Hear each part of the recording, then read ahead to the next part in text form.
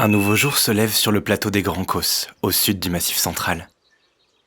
Et les premiers rayons du soleil réchauffent déjà les crêtes rocheuses. La rosée du matin s'évapore lentement, faisant flotter sur le paysage une légère brume estivale. Les falaises vertigineuses bordent une vallée profonde, où coule en contrebas, à plusieurs centaines de mètres, l'eau fraîche d'une rivière tumultueuse, tandis que les chants des pinsons et des mésanges qui s'éveillent ponctuent l'atmosphère d'une douce mélodie.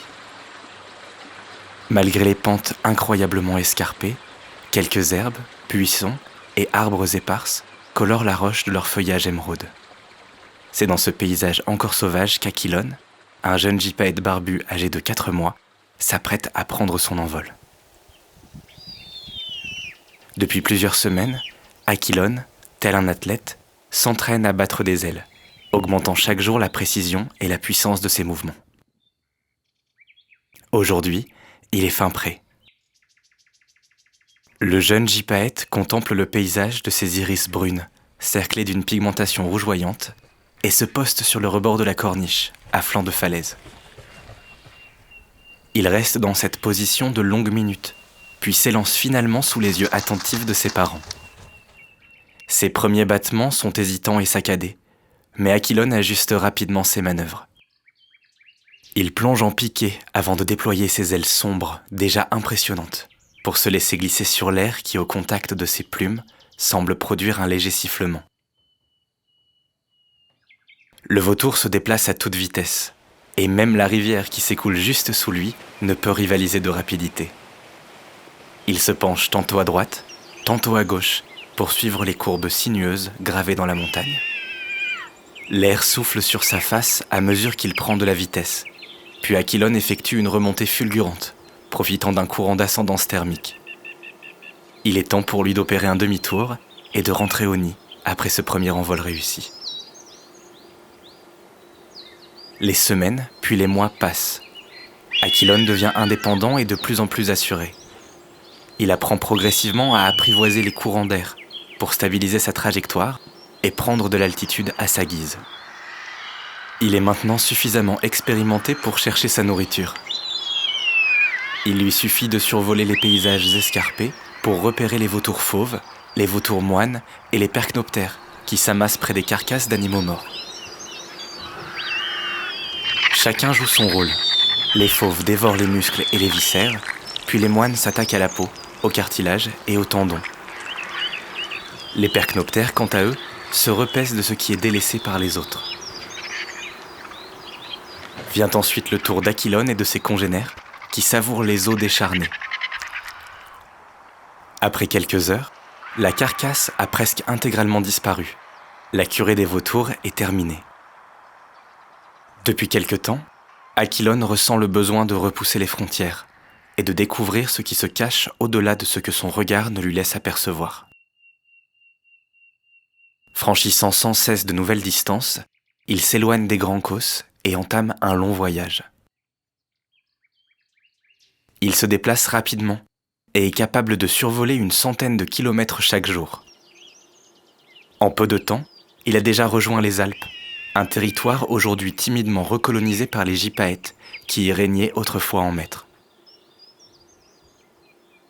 Il survole l'impressionnant massif montagneux et se rapproche des neiges éternelles qui recouvrent les sommets spectaculaires, puis rétracte les ailes et plonge en flèche en suivant les pentes. Arrivé en contrebas, Aquilone rouvre les ailes et se stabilise à quelques centimètres seulement de la cime des arbres qui bordent la montagne. Il se laisse porter par le vent lorsque soudainement, des mâts gigantesques se dressent à sa hauteur.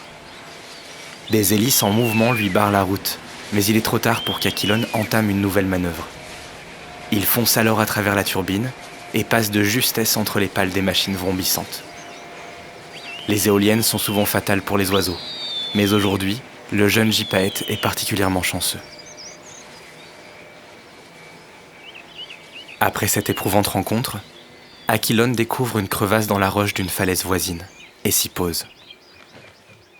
Le soleil ayant déjà entamé sa descente dans le ciel, le jeune vautour profite de cet abri pour passer la nuit.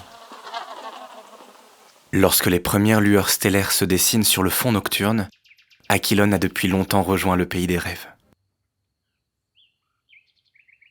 Au petit matin, le gypaète s'envole une nouvelle fois et reprend son voyage en direction de l'est. Il ne faut pas longtemps à Aquilone pour apercevoir, en contrebas, une mare boueuse. Il s'en rapproche et atterrit à proximité, puis contemple la surface lisse et brillante du liquide inerte. Après quelques secondes, le magnifique gypaète plonge le bec dans la boue ferrugineuse et commence à s'enduire le torse de la substance. Lorsqu'Aquilone ressort de la mare, les plumes ventrales de couleur claire qui recouvraient son poitrail sont désormais teintées d'un brun cuivré. Une fois le bain terminé, Aquilone déploie ses ailes, se laisse porter par le vent et reprend son voyage. Les mois passent et se transforment en années. Aquilone est devenu le maître incontesté des cieux et navigue prodigieusement les courants aériens. Son envergure dépasse maintenant les 2,80 m. Il n'est plus le jeune poussin inexpérimenté qui quittait le nid pour la première fois. Depuis quelque temps, il a élu domicile dans les montagnes autrichiennes. Alors qu'il survole les hauts plateaux en quête d'un repas, son attention est rapidement attirée par le vol léger et gracieux d'un autre oiseau. À plusieurs centaines de mètres, la silhouette d'une jeune femelle gypaète se détache du ciel bleuté. Elle aussi est à la recherche d'une carcasse pour se nourrir. Aquilone l'observe un long moment avant qu'elle ne bifurque soudainement. Au loin, le râle plaintif des vautours fauves a annoncé l'heure du déjeuner. Les deux gypaètes superposent leur vol et se suivent jusqu'à la carcasse. Il s'agit d'un sanglier qui a chuté d'une falaise. Il est mort sur le coup. Les autres vautours ont déjà bien entamé la dépouille, et les os sont à nu. Une fois au sol, Aquilone avale goulûment et en une becquée de larges morceaux, tandis que la femelle saisit avec son bec un gros fragment de côte, avant de s'envoler avec le butin. Quelques instants plus tard, la voici qui opère un demi-tour, puis lâche l'os du ciel. Celui-ci se brise immédiatement en éclats au contact de la roche grise en contrebas. La jeune gypaète se pose à nouveau, puis se délecte des morceaux de moelle enfin accessibles. Une fois rassasiés, les deux oiseaux s'élèvent dans les cieux et synchronisent leur vol. Peu à peu, ils se rapprochent, puis montent en piqué pour se laisser tomber à la verticale, avant de se stabiliser à nouveau. Ils se suivent, se testent, se découvrent, et la parade nuptiale commence. Les acrobaties les plus grandioses s'enchaînent, tantôt en vol habile, tantôt en chute libre. Les deux rapaces dansent sur le fil de l'air, tourbillonnent comme si la gravité n'avait plus de prise. Ils établissent ainsi le lien qui les unira jusqu'à la fin de leur vie. Tandis que le soleil se couche sur les sommets enneigés autrichiens, un nouvel espoir se lève pour les gypaètes. Bientôt, ce sera au tour de la génération suivante de prendre son premier envol, répétant ainsi le cycle merveilleux qui unit les êtres vivants depuis la nuit des temps.